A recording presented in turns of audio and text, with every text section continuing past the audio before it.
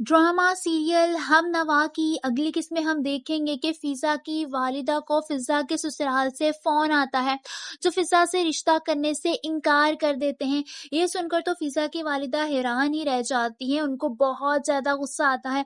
उनको लगता है ये सब कुछ फिजा की वजह से हुआ है और उसने ही अपने ससुराल वालों से कोई ना कोई ऐसी बात की है जिसकी वजह से उन्होंने रिश्ते से इनकार कर दिया है।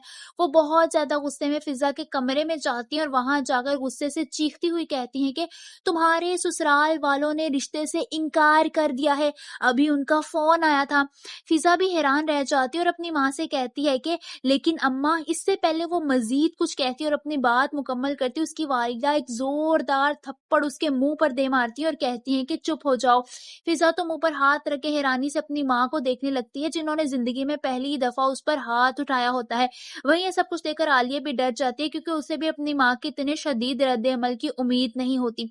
वहीं आलिया के घर वाले सब बैठे होते हैं जब आलिया की वालिदा कहती हैं कि उन्होंने शायद जोया की खुला की वजह से इनकार किया है, जिस पर आलिया अपनी माँ से कहती है कि जोया की खुला से फिजा के ससुराल वालों का क्या ताल्लुक है, जरूर कोई और बात है, कोई ना कोई और वजह है।